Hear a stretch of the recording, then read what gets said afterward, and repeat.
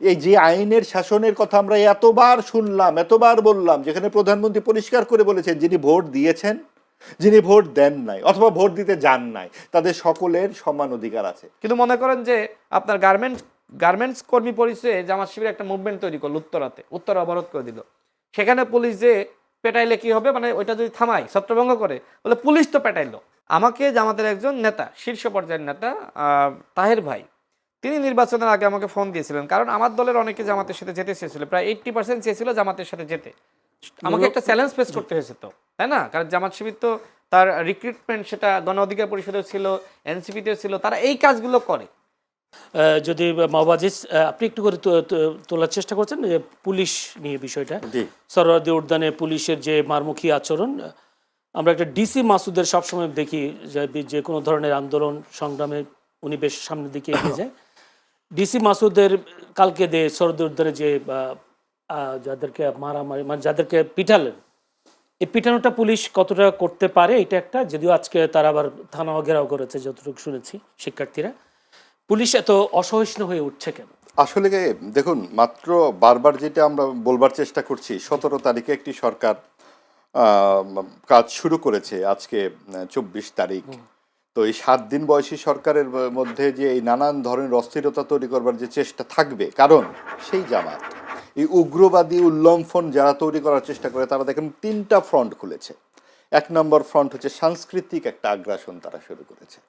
হঠাৎ করে ইনকিলাব জিন্দাবাদ, আজাদি, জান জবান ইত্যাদি যে শব্দগুলো 21শে ফেব্রুয়ারি রাতে আমাদের যে সেই অমর গান, যে সঙ্গীত আমার ভাইয়ের রক্তে রাঙানো, সেই গান কিন্তু এবার আমরা সেভাবে শুনলাম না, শুনলাম ইনকিলাব জিন্দাবাদ, ইনকিলাব জিন্দাবাদ।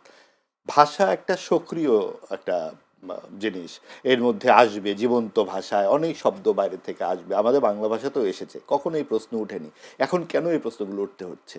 কারণ এই যে আপনার এই শব্দগুলো আমাদেরকে পেছনমুখী একটা সময়ের কথা মনে করিয়ে দেয়, 60 দশকের কথা মনে করিয়ে দেয়, যখন এই আমাদেরকে বলা হতো যে বাংলা ভাষা হচ্ছে হিন্দুদের ভাষা, এখানে উর্দু শব্দ ঢোকাতে হবে না, এটা সহি হবে না, পবিত্র হবে না। এইসব দেখে শামসুর রহমান কবিতা লিখেছিলেন, তোমার মুখের দিকে এখন যায় না তাকানো, বর্ণমালা আমার দুঃখিনী বর্ণমালা। এখন তোমাকে ঘিরে খিস্তি খেউরের পৌষ মাস, এই যে খিস্তি খেউর মানে গালাগালি, সেই খিস্তি খেউরের পৌষ মাসের কথা উনি বলেছেন 69 সালে। আবার কিন্তু আমরা এই গালাগালি দেখেছি, ইনকিলাব মঞ্চ, এবং এইগুলো কিন্তু হঠাৎ করে আসেনি, এগুলা সেই উগ্রবাদী উল্লম্ফনের, আপনি দেখুন সাংস্কৃতিক আগ্রাসন। এই যে চাকরির কথা বললেন না, যে চাকরি কি আমরা বিএনপি এভাবে দেবে বা আওয়ামী লীগ যেভাবে দিয়েছে, বাকি কেউ অন্য দল চাকরি পাবে না? অন্তর্বর্তীকালীন সরকার কিভাবে চাকরির ব্যবস্থা করেছে? এই যে সংস্কৃতি মন্ত্রণালয় একটা জাদুঘর বানিয়েছে যে গণভবনে, সেখানে 70,000 টাকার বেতনের চাকরি, 100 জনের মতো চাকরি মোট, সেইখানে ওয়াক ইন ইন্টারভিউ দিয়ে তারা চাকরি দিয়ে দেওয়ার চেষ্টা করছে 4 দিনের মধ্যে নোটিশ দিয়ে, অর্থাৎ ক্ষমতা থেকে চলে যাবে, যাওয়ার আগে যা আছে ভাই ব্রাদার সবাইকে চাকরি দিয়ে যেতে হবে। আপনি বাংলাদেশে একটা চাকরি বিধিত আছে ভাই, 70,000 টাকা বেতনের চাকরি থাকবে এখন? কেন থাকবে না? বা থাকবে কি থাকবে না এটা তো পরের কথা, আপনার ক্ষমতায় আসলেই আপনি এটাকে করতে হবে। আপনি এত বড় বড় সংস্কারের কথা বললেন, আপনি বললেন যে শতকরা 5% নারীকে নির্বাচনে মনোনয়ন দিতে হবে, আপনি একটি নারীকেও নির্বাচনে মনোনয়ন না দিয়ে আপনি বললেন যে জুলাই সংস্কার যদি না হয়, জুলাই সনদ আমাদের ইত্যাদি ইত্যাদি, ইনকিলাব ধসে যাবে। তা আপনি কি করেছেন? জামাত কি করেছে সংস্কারের প্রশ্নে? আমি বলতে চাচ্ছি যে এই যে নানান রকম তৎপরতা, এইখানে কিন্তু জামাতের কিংবা অন্যান্য দলের কোনো অপতৎপরতা থাকতে পারে, কারণ এত এত উৎসাহিত কেন তারা, এবং ছাত্রদের উপরে এত রাগ কেন? তার মানে আওয়ামী লীগেরও রাগ আছে, জামাতিদেরও রাগ থাকতে পারে, আবার বিএনপিরও কারো কারো রাগ থাকতে পারে, কাজে এগুলো তো আমরা জানি না। এই পিটাপিটি কেন হবে ভাই? এই যে আইনের শাসনের কথা আমরা এতবার শুনলাম, এতবার বললাম, যেখানে প্রধানমন্ত্রী পরিষ্কার করে বলেছেন যিনি ভোট দিয়েছেন, যিনি ভোট দেন নাই অথবা ভোট দিতে যান নাই, তাদের সকলের সমান অধিকার আছে।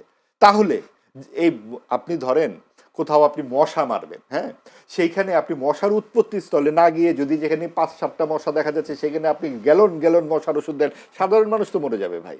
আপনি যেখানে মাদকের উৎপত্তি স্থল সেখানে হাত না দিয়ে কোথায় কোনাকাঞ্চিতে একজন দুজন বসে গাঁজা খাচ্ছে বা খাচ্ছে না, হেঁটে যাচ্ছে, একজন বামপন্থী এক ছাত্রকে ধরে সমানে পিটানো দেওয়া হয়েছে, কারণ সে শেখ হাসিনার বিরুদ্ধে আন্দোলন করেছিল। তাহলে সেই পুলিশের রাগ ছিল, পুলিশের সাথে তার কোনো একটা মারপিট হয়তো হয়েছিল, কারণ ঘটনাটা তো বেশি দিন আগের না।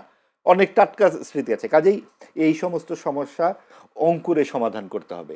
এবং লটারির আপনি দেখুন যে এদের চালাকি কিরকম। লটারির কথা বলা হয় না, আমরা ছোটবেলায় লটারি খেলতাম, আমরা ছোটবেলায় একটা লটারি করতাম এবং অন্যদেরকে হারানোর জন্য ধরেন লেখা হচ্ছে যে ধরেন উঠবে, কারো 10 টাকা উঠবে, কারো 5 টাকা উঠবে ইত্যাদি, দুটোর মধ্যেই লেখা থাকতো 10 টাকা। যখন আমার হাতে লটারির এই শক্তিটা থাকতো, অর্থাৎ রেফারিকে। এখন লটারির যদি প্রশাসন হাতেই থাকে জামাতের, তাহলে লটারিটা যেমন হওয়ার তেমনই হয়েছে। কারণ লটারি তারাই করেছে, তাদের মতো করে সমস্ত কিছু তারা আগে তো প্রশাসনে মানে যারা শিবিরের বা তাদের মতাদর্শে তাদেরকে বসানো হয়েছে, লটারি করেছে, তারাই তো করবে। আরেকটা জিনিস দেখুন, আপনি বললেন যে ফেসবুকের কথা তো কেউ বিশ্বাস করে না। ভাই, ফ্রান্সে বসে বলে গণমাধ্যমে আগুন লাগাও, ইনকিলাব জিন্দাবাদ, আগুন লাগায় দেয়। আপনি ফেসবুকে বিশ্বাস করেন না, মানে লক্ষ লক্ষ মিলিয়ন, তাদেরকে রুটি রুজির জোগাড় হয়ে যাচ্ছে ফেসবুক থেকে। এবং সেইখানে তারা গরু জবাই করতেছে গণমাধ্যমের সামনে। আজকে এই গণমাধ্যম, কালকে ওই গণমাধ্যম, ফতোয়া দেওয়া হচ্ছে অমুক মুরতাদ তমুক সেটা। এবং ফেসবুকে তো এখন সব কোনো গণমাধ্যমের মাধ্যমে ব্যাপার নাই, আপনার বিরুদ্ধে 3টা কথা দিয়ে, আমার 2টো বাক্য দিয়ে তারা ছেড়ে দিচ্ছে। এই যে এইটাই তো মব সন্ত্রাস, এবং এর বিরুদ্ধে আমরা বারবার কথা বলার চেষ্টা করছিলাম। এবং অনলাইনে এবং অফলাইনে প্রচারণায় জামাতের সাথে অন্য কারো তুলনাই চলে না। তারা বিরাট বড় বাহিনী তৈরি করেছে। আপনি যে কোনো টকশোর পরে যে গালিগালাজের বন্যা বয়ে যায় তাদের বিরুদ্ধে, কিছু বলে বোঝাই যায় এগুলা কি অবস্থা। এবং এগুলা কিন্তু তাদেরকে, আমি তাদের দুর্বলতা নয়, এগুলো তাদের শক্তি। অন্যরা কেন পারে না? তারা যে সমস্ত প্রক্রিয়াগুলোতে মানুষের সাথে কমিউনিকেট করা যাবে, তারা তো সেগুলো শুধু নির্বাচনের আগে নয়, তারা 5 বছর ধরেই সেটা করে। তারা ছোট ছোট মক্তবের মতো পরিচালনা করে, পাঠ চক্র করে। শনিবারে আপনি কোনো গৃহকর্মী পাবেন না এখন বাড়িতে, কারণ কি তারা তখন মক্তবে যায়। এই 5জন 7জনকে নিয়ে এইভাবে মস্তিষ্ক ধোলাই করা হচ্ছে। এবং তাদের সামনে বলা হচ্ছে তোমার চাকরি নাই, কর্মসংস্থান নাই, তোমার দারিদ্র, তোমার ছেলে মেয়ের লেখাপড়ার সমস্যা, এমনকি তোমার পরকালের সুখ, সব কিছুই দিবে এই ধর্মীয় শাসন। কাজেই এই যে ধর্মবাদী রাজনীতিকে আপনি যখন মোকাবেলা করতে চাইবেন, আপনার কিন্তু বুদ্ধি করে এগোতে হবে। আপনি গণতান্ত্রিক মূল্যবোধ পরিচর্চা করতে হবে এবং আপনার কর্মসূচি দিতে হবে। আপনি আবার নির্বাচনের আগে 1 মাস আগে যাবেন, এবার তো তাও কোনো রকমে সাম্প্রদায়িকতা, মুক্তিযুদ্ধের চেতনা আপনি রক্ষা করতে পেরেছেন। কিন্তু এই পরিস্থিতি থাকলে কিন্তু তারা কেন বিএনপিকে চাঁদাবাজি বললো বলেন তো? কারণ এই মুক্তিযুদ্ধের বিরুদ্ধে কি নিয়ে দাঁড়াবে তারা?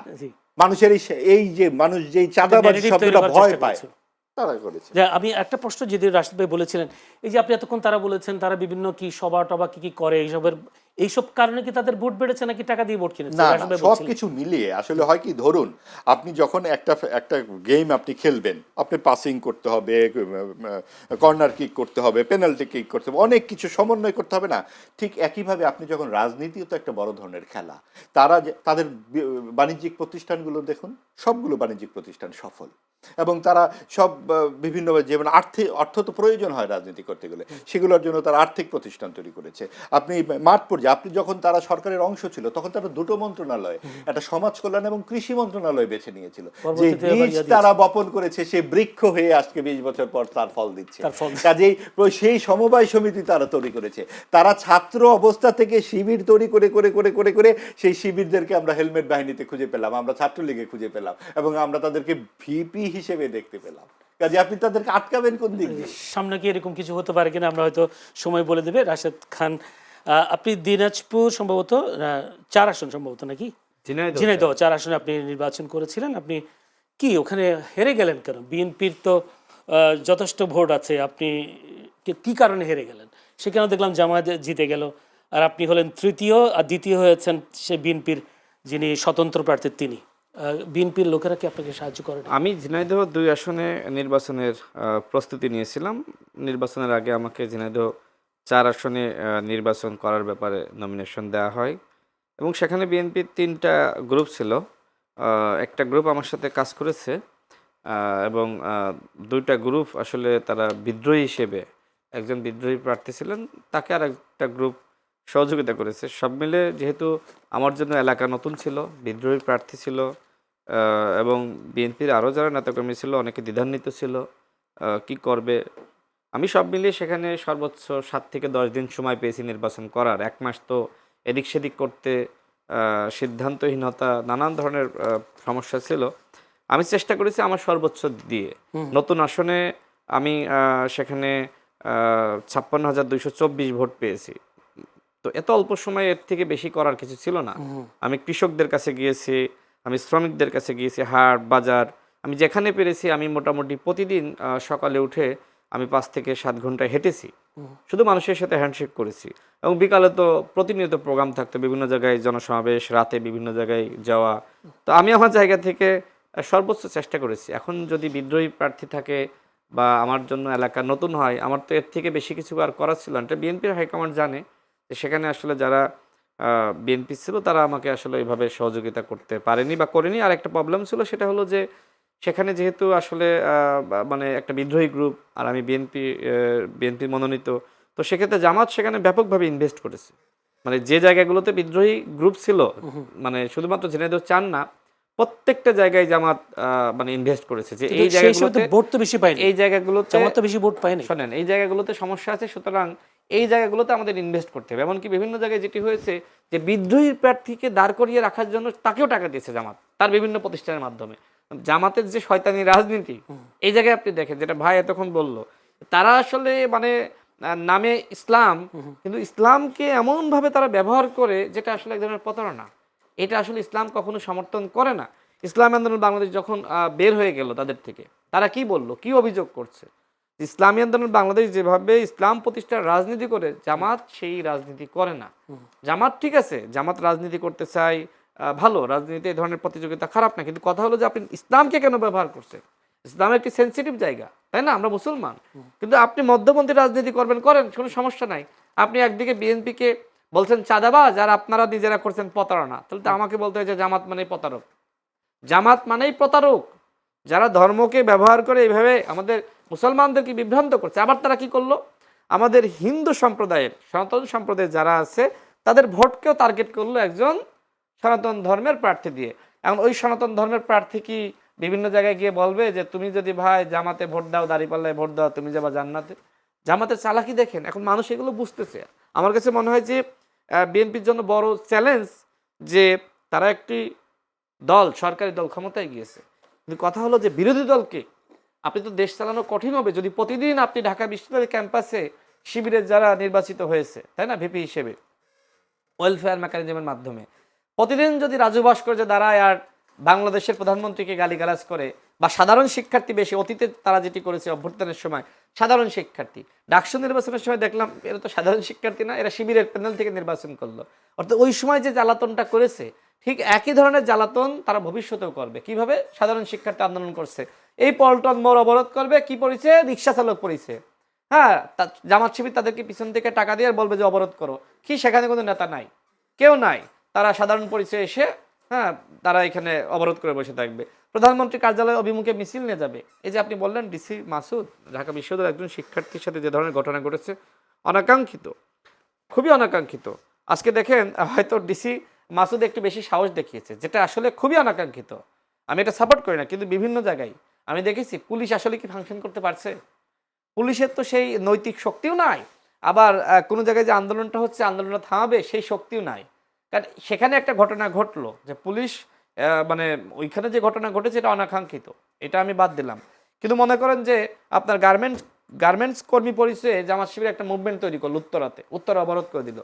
সেখানে পুলিশ যে পেটাইলে কি হবে, মানে ওইটা যদি থামায়, ছত্রভঙ্গ করে, বলে পুলিশ তো পেটাইলো। এই পুলিশ তো আমরা চাইনি। শেখ হাসিনার আমলে পুলিশ এভাবে পিটিয়েছে, এখনো বিএনপির আমলে পুলিশ পেটাচ্ছে। দেশ চালানো অত্যন্ত চ্যালেঞ্জিং হয়ে গেছে। এখন হয়তো 5-7 দিন ভাই বলছে যে 5-7 দিন দেখে তো আর কিছু বলা যায় না, আর আমাদের অপেক্ষা করতে হবে, কিন্তু আমি দেখতেছি সামনে জামাত শিবির এমন একটা ভয়ানক দৈত্য দানবের রূপ নিয়ে হাজির হবে, যেটা কন্ট্রোল করা কঠিন হবে। তো আমরা কি এটা বুঝতে পারছি এটা হবে? মানে এখন থেকে আমাদের করণীয় কি? এখন থেকে জামাত শিবিরের মুখোশটা তারা কি কি করতে পারে, অতীতে কি কি করেছে, তার প্রয়োজনে সে এনসিপিকে নিয়েছে। আপনি আগামী নির্বাচনে এনসিপিকে 30টা আসন দিবে, এবার দিয়েছে কেন? যে তাদের একটা অভিযোগ ছিল স্বাধীনতা বিরোধী, ওই তকমাটা দূর করার জন্য এনসিপিকে এতগুলো আসন ছেড়ে দিয়েছে। আমি মনে করি যে 30টা আসন না ছেড়ে এই 30টা আসনের মধ্যে যদি জামাত শিবির ইলেকশন করতো আরো বেশি আসন পেত।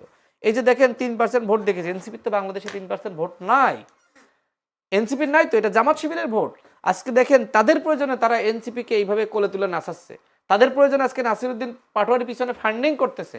নাসিরউদ্দিন পাটোয়ারিকে 3 টাকা জামাত শিবির দিয়েছে, কি প্রথমত প্রধানমন্ত্রীকে নিয়ে গালিগালাজ করতে হবে, দ্বিতীয়ত মির্জা আব্বাস সাহেবকে চাঁদাবাজ বলতে হবে, এবং তৃতীয়ত স্বরাষ্ট্রমন্ত্রী সালাউদ্দিন আহমেদ সাহেবকে নিয়ে কথা বলতে হবে, তাকে বিতর্কিত করতে হবে। এই যে বড় নেতাদেরকে এইভাবে টার্গেট দেওয়া হয়েছে এনসিপি নেতৃবৃন্দকে, যে এদেরকে তুমি বিতর্কিত করো, গালিগালাজ করো, হয়তো সার্জিসকে আর একটা টার্গেট দেওয়া হবে, অমককে আর একটা টার্গেট দেওয়া হবে। মানে এই যে জামাত শিবিরের পরিকল্পনা, এই পলিসিতে আসলে ভাই যেটা বললো যে তারা তো সেই 20 বছর আগ থেকে যখন 2টা মিনিস্ট্রি পায় তখন থেকে পরিকল্পনা হাতে নিয়েছে। তাহলে বিএনপির ভিন্ন পরিকল্পনা হাতে না নিলে এই চ্যালেঞ্জগুলো মোকাবেলা করা কঠিন হবে। বাট আমি দৃঢ় বিশ্বাস করি তারেক রহমান অবশ্যই এই চ্যালেঞ্জগুলো মোকাবেলা করার জন্য যা যা করার তিনি করবেন। জি, ধন্যবাদ আপনাকে। এনসিপির 3% ভোটের ব্যাপারে আপনার প্রশ্ন আছে, আমার একটা প্রশ্ন আপনি নিজেই বলেন। জি, আমি আমার প্রশ্নটা বলি, যে প্রশ্ন গণ অধিকার পরিষদ, আপনি তো সাধারণ সম্পাদক ছিলেন, মানে আপনাদের পার্সেন্টেজ কেমন ছিল বা পার্সেন্টেজ না থাকার কারণে? আমি গণ অধিকার পরিষদের সাধারণ সম্পাদক ছিলাম, এখন বিএনপিতে আছি। আমি কেউ কখনো বলেছি গণ অধিকার পরিষদ বিশাল বড় দল? আমি বলেছি বিএনপির সাথে 2022 সাল থেকে আমরা যুগপৎ আন্দোলনে ছিলাম এবং একসাথে আমরা লড়াই সংগ্রাম করেছি। যেহেতু একসাথে লড়াই করেছি, নির্বাচনটা কার সাথে করবো? জামাতের সাথে। আমাকে জামাতের একজন নেতা, শীর্ষ পর্যায়ের নেতা তাহের ভাই, তিনি নির্বাচনের আগে আমাকে ফোন দিয়েছিলেন, কারণ আমার দলের অনেকে জামাতের সাথে যেতে চেয়েছিল, প্রায় 80% চেয়েছিল জামাতের সাথে যেতে। আমাকে একটা চ্যালেঞ্জ ফেস করতে হয়েছে তো, তাই না? কারণ জামাত শিবির তো তার রিক্রুটমেন্ট সেটা গণ অধিকার পরিষদেও ছিল, এনসিপিতেও ছিল, তারা এই কাজগুলো করে।